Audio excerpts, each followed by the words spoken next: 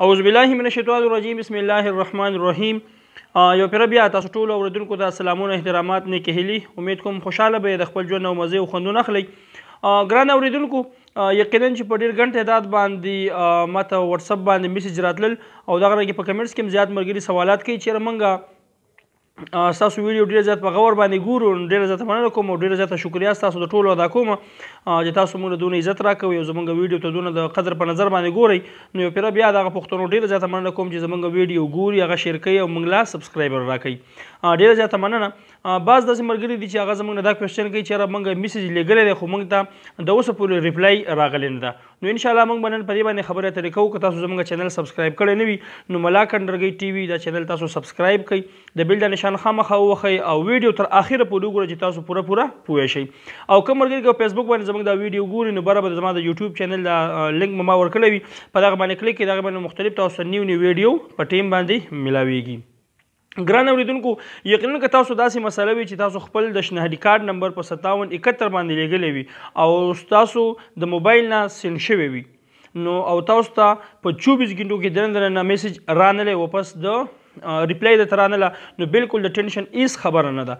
تاسو به ټونه مخکې اول به داسې کار وکړئ چې تاسو به خپل نیټورک چینج کړئ. نیټورک مطلب دا که پر ایگزامپل تاسو د زونګ سیم نه تاسو میسج کوئ او تاسو ریپلای رانشي نو تاسو خپل تاسو په موبایل کې که دویم سیم وي، پر ایگزامپل تاسو د یوفون سیم وي نو تاسو د یوفون د سیم نه څه وکئ، تاسو خپل شناختی کارت نمبر ولیږئ او تاسو به ریپلای انشاءالله د خیر سره چې راشي.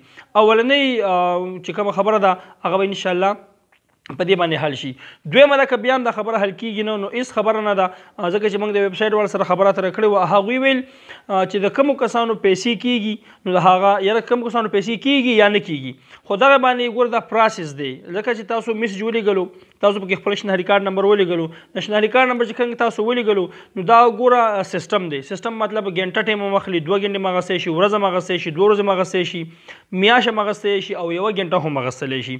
ایون دا ما چې په خپله باندې خپل میسج لیږلی نو ماته ویدین یو میسج ماته راغلی تقریبا 5 منټ پس ماته راغلی و چې رستا اپلیکیشن موږ ته موصول شو او بیا ماته په 24 غنټو کې دننه ماته میسج راغلی چې ستا پیسې نه کېږي ولې چې ته سرکاري نوکاري. نو دغه رنګې ګران اورېدونکو بالکل د ټینشن څه خبره نه ده. که تاسو ته میسج نه راځي نو دغه څه خبره نه ده ولې چې ستاسو په اپلیکیشن باندې کار کېږي. کار څنګه کېږي؟ کار داسې کېږي چې ستاسو شناختی کارت نمبر هغوی والي او هغوی د سیسټم په ذریعه باندې څه وکړي، د هغې مخکې بوځي او په سیسټم باندې چیک کړي چې یاره په نادره کې د ده ریکارډ موجود دی که موجود نه دی.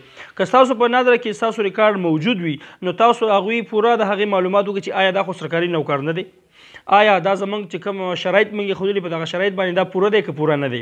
نو دا رنګ مختلف په هغه کې ټایم لګي. لکه دا یوازې ساجد خو میسج نه کوي او نه یوازې ساجد روډ میسج کوي، داسې د ساجد چې څونه اورېدونکي دي، څونه چې مینوال دي، که د هغه د خولې نه زما څه الفاظ وختل نو یقینا چې هغوی پرې ټول عمل کوي او هغوی ټول په یو ځای باندې بیا میسجونه لګي ولې چې نن سبا د هر چا ضرورت دی چې ماته پیسې میلاو شي.